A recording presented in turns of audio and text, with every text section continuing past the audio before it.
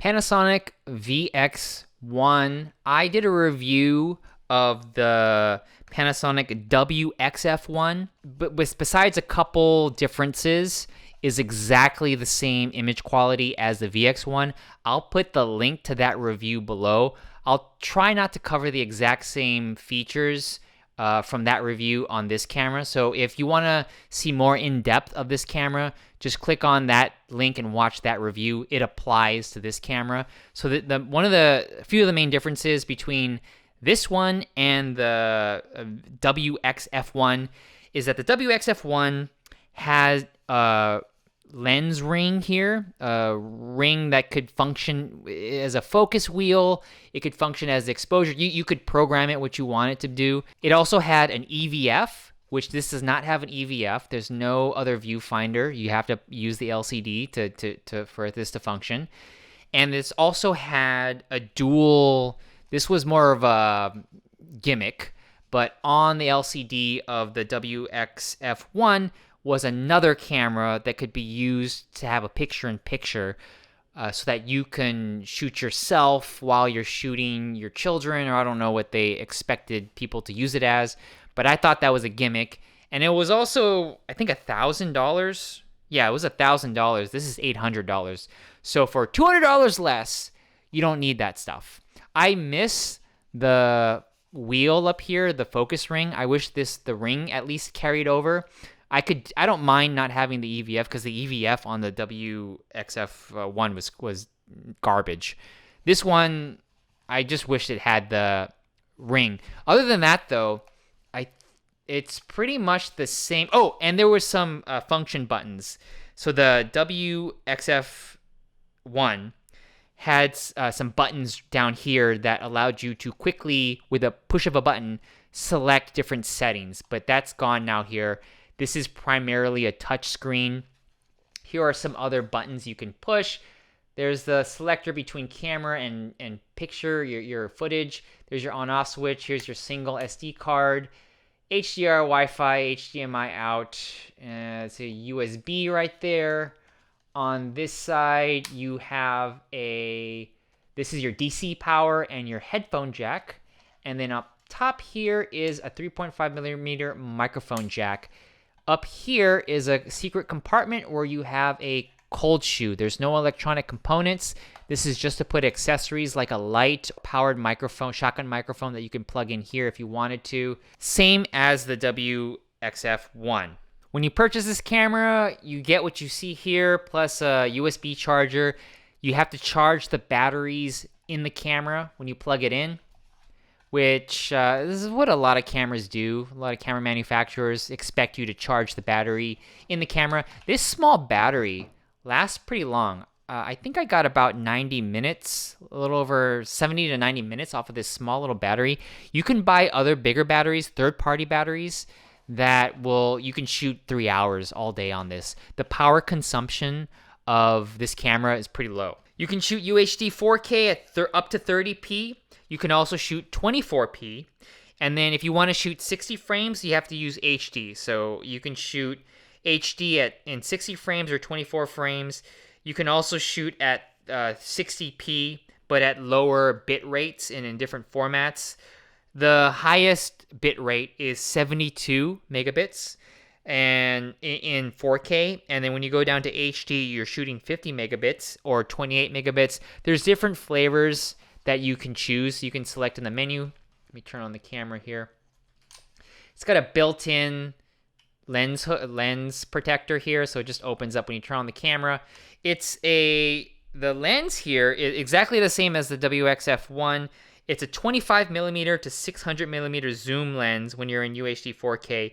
But when you go to HD, oddly, it changes the focal length. So when you switch to HD, you're at 28.9 to 693.7 millimeters when you switch to HD. So I would just shoot it at 4K. I did do some shots in HD. HD doesn't look good. Don't get this camera to shoot HD. Get it to shoot 4K. 4K looks better. Here, everything is a touchscreen interface, like I had said earlier. And when you go here, There's your simple menu settings. I went through the menu in depth in the other review, so just look at that. The main feature, for me anyways, that makes this camera valuable is that you can shoot full manual control. I demonstrated the manual control in the other review, but just like the other camera, the bigger brother of this, you can shoot in manual. You can change your ISO, your gain, your shutter speed, and your iris at the same time. Manual settings, dial it in, and you can't do that with other cameras in this price range. This is the only camera, 4K UHD 4K camera that shoots 24p that you can dial in manual control. There's the Sony, I think it's the AX53 and 43, like that series. You can't have full manual control. This one you can. I think this is the cheapest Panasonic camcorder in this form factor, in this market, that can get you manual control if you wanted it. There are some workarounds though when you're in the manual control, and I mentioned that in the other video. The rest of this video, I'm going to compare this camera to a much more expensive camera. This is the Panasonic CX10. There's 3 versions of this. There's the CX10, there's the X1500, and the X2000. They're all mostly the same, but there's a few codecs that are different, and also with the base model, the X1500, it does not have the SDI out. The X2000 and the CX10 has the SDI out. So this has a very similar sensor size to this little pocket camera.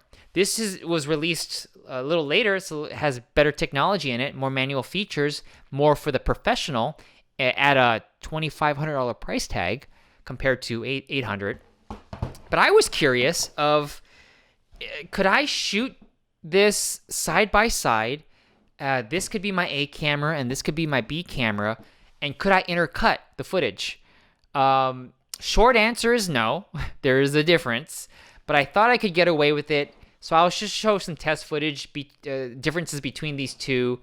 It does make a difference, even though the sensor size is very similar, and it does make a difference when it comes to the processor and the fact that this camera shoots at a higher bit rate, better codec, and at 422 10-bit.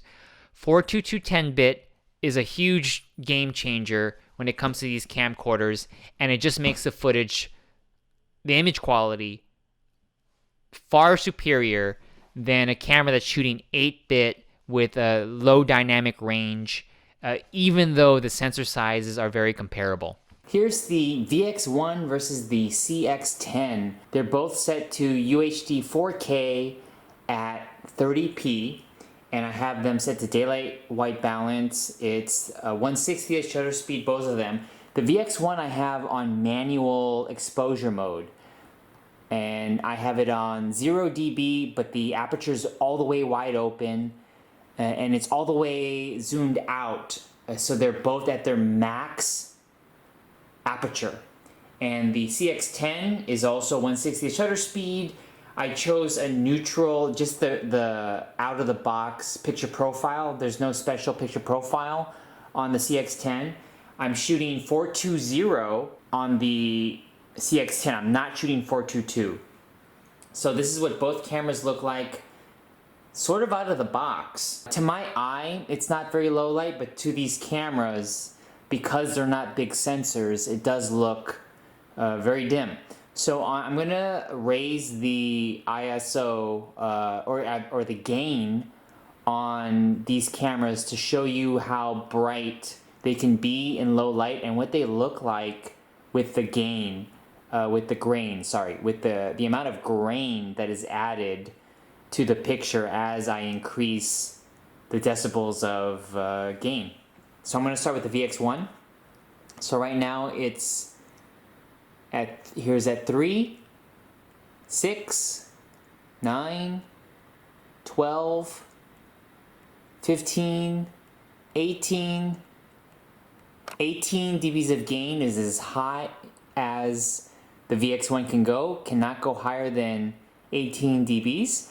And then I also, it's all the way zoomed out, so it's at the maximum wide open aperture as well. And now I'm gonna go on the CX10. So the CX10, here's 0 dBs of gain. Here's 3 dBs of gain. The increments are 1 increment at a time. So I'm just gonna, as I increase it, I'll say 8. Here is 10, 12, 13, 14, 17, 18, 20, 21. Here's 24. Here's 25, 26, 27, 28, 29, 30. So it can go at a max of 30 dBs of gain. I have them both set on autofocus as well, so I'm wondering if their autofocus has shifted. And here's both cameras at their maximum f-stop and the maximum gain. And on the back of the LCD screens, they look very comparable, actually. I thought I was going to be blown away by the CX10's low light capabilities, but judging from the LCDs, they look like the same exposure. So maybe the grain structure is worse on the VX1, but otherwise, this is what it looks like in low light. Now I'm going to turn down my light that I have blasting on this couch here. So let me turn that down so you just see maybe if the autofocus shifts in very, very low light, and see what happens to the shadows as I turn down the light.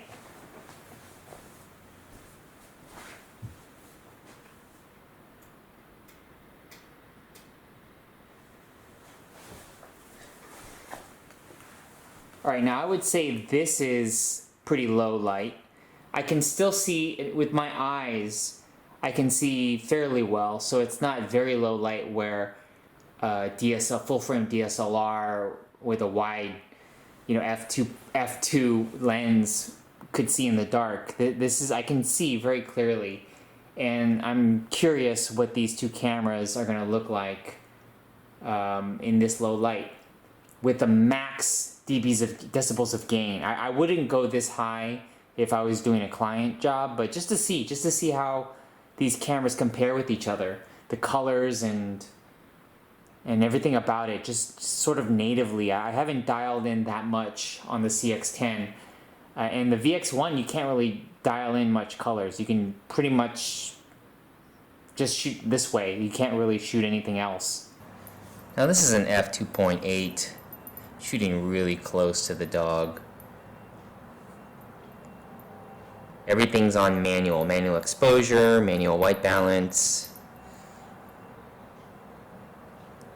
handheld, 2.8.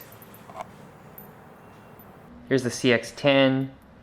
I'm shooting everything manual, f2.8, no ND filter, Cine D picture profile, 422 10-bit. This looks even better than the Handycam I was using.